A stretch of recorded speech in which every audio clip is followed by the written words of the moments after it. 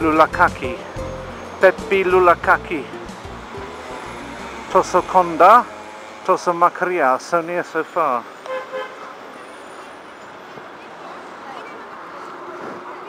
That's a fantastic look. I mean, I like Istanbul for the reason of climate and food and people.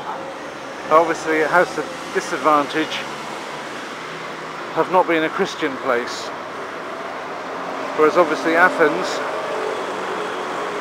has a huge Christian tradition. Okay, it was part of the Islamic Empire as well for many years, but they got kicked out, and it was in the course of that kicking them out that of course people like Byron died, and large numbers of German youth. And if you want to know about this, read Holy Madness by Zamoyski. He's coming to Poland, by the way, in May. Looking forward to having dinner with him then, because I've got my ticket. But read Holy Madness by Zamoyski, and you will see how much German youth was involved. Romantic German youth with their lederhosen on, going off to fight for Greek independence, while the Greeks in many ways weren't quite that forthcoming with the fight against the Turks, and without help from Western Europeans they may not have been in a position to gain their freedom. Maybe there was an element of Stockholm syndrome, that they simply got used to the Ottoman. But anyway, having helped them to achieve a nation status, the Germans can hardly now complain at the Greeks needing further help, because if you struggle for your own independence, then you value it. If you struggle for your own nation, you value it. But if you let other people to struggle for you, then you can expect them to value it more than you do. So of course the Greeks are going to be the ones in Europe who uniquely amongst all Europeans needed other people to go and fight for their independence without them really taking, I mean, this is what Byron complained about, they didn't take much of a job in it themselves. I hope I'm not offending any Greeks here. Greeks are lovely people, but take issue with the account in Zamoyski, Holy Madness, not with me, because I'm just saying it as I've read it. And Zamoyski's a damn good historian, so but it does seem to explain, doesn't it, why this Pereiras is the port, isn't it, going that way. Interesting, everything's in two alphabets.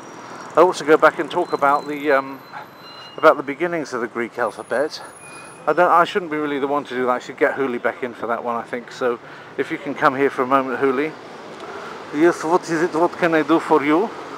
Well, I'd like you to explain about the origins of Greek writing. I mean, you're a linguistic expert, so you did the Russian course and everything. So maybe you could tell the viewers about where the Greek writing comes from. Okay, I do my best, but you're putting me on the spot here. Okay, so basically the letters of Greek can, like most other languages letters in the Western Hemisphere, be traced back to Phoenician. Okay, this is the Sea Peoples, the Phoenician Sea Peoples. They were the first one to have the Aleph, Bet, Gimel, Dalit, which is the Hebrew as well names, same names of the letters. Even you can see the shape of the camel in Gimel still, because they were taken initially from the parts of the hieroglyphs, from things which have that sound. Little bit similar to katakana initially in Japan, much later on. Although not tremendously much later on, because katakana is the earlier alphabet in Japan than hiragana, even though it's used mainly for neologisms, whereas hiragana for Japanese grammar, which seems older, might make you think that hiragana... Okay, Huli, I didn't want you to talk about Japanese, I wanted you to talk about the origins of Western. Oh, okay, sorry, but you know, is a big analogy between East and West the whole time. You have to understand both sides of coin to know the world, you know. So, basically, just like katakana was parts of ancient Chinese glyphs would have the same sound, same was the beginning of Phoenician alphabet. And that was not the finishing of it, because it was just the beginning, if you'll pardon the Pansk. Because what happened then was, from Phoenician goes to Etruscan, goes to Hebrew, goes to a degree Arabic, goes to all of these earlier alphabets. From Greek, first of all, is linear B, first version. This is what Homer may have known. He may have been capable of writing in linear B, what we call linear B. Maybe earlier on was even linear A. Certainly Hittite was written down, also in a form what is related to Phoenician. So basically all of this come from these Phoenician people.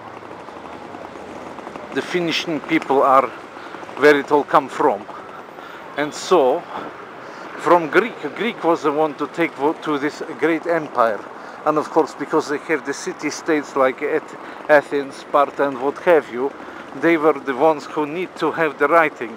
Because the difference between a town and the city, people say even in England to this day, because of cathedral you have city. Well, that is part of the truth, because cathedral means seat of religion, and a city would normally have seat of religion in it, but town also could have a seat of religion, but it's not a controlling seat of religion. Where the city is different, it have a writing, it is issuing commands in writing, it's issuing standards. A town can exist with no writing. A historical town, one of the earliest towns, could exist with no writing. But when you come to the city cannot exist with no writing. So the Athenians, the Greeks, they take this alphabet, come from the word even alphabet, what we have come from alpha and beta, which is the Greek names rather than the Hebrew names for the letters. This is already too much. This is interesting going up there. I don't really know which way to go, but maybe I can go that way, come back another way. Already it's too late to go to see Okropny because it's quite late. But this is the, like you see, this is Vas Sofias, Odos Vas Sofias. And that's a major entry route into city from airport. It's already perfectly dark, so you know Uncle Davy can start to eat, and we are walking through the kind of modern area which I'm expect to have like restaurants and things like that. So to the left is like the police, they're making an order in the city, parkings and everything.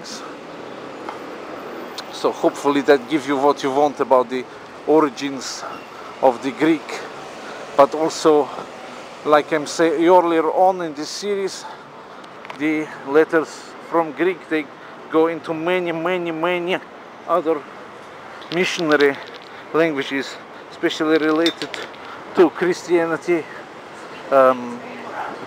and of course is related, is a cousin of the Latin letters, because not only Latin come via Etruscan from the Phoenician, but also affected by the shape of the letters as made into the Greek language, affect the shape of the Latin letters they get from Etruscan. So also Greek have infected even to a degree, because a lot of the cultural side the Romans take from Greece. When they meet with the Greek civilization, they take a lot from Greece.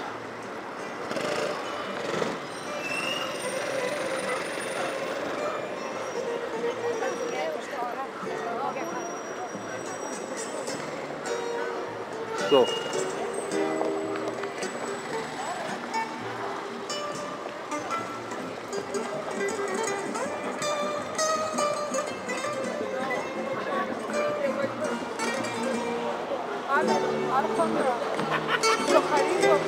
Please don't do that.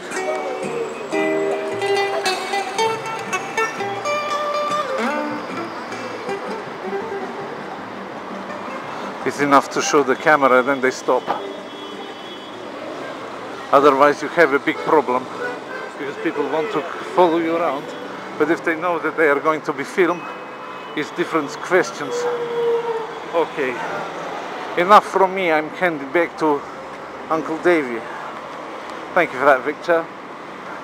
It's nice to know that you're still around. With all your erudition, I wouldn't really know half of the things that you know about these old topics. So,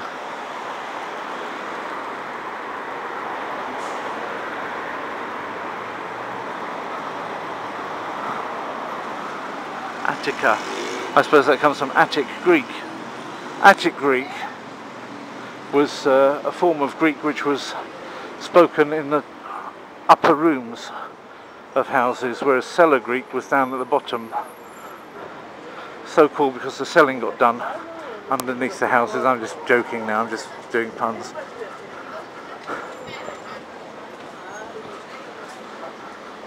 Right.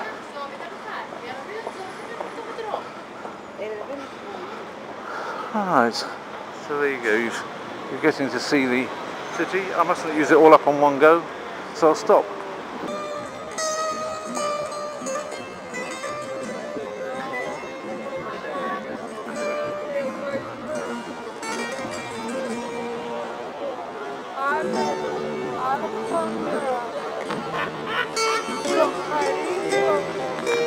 Please don't do that.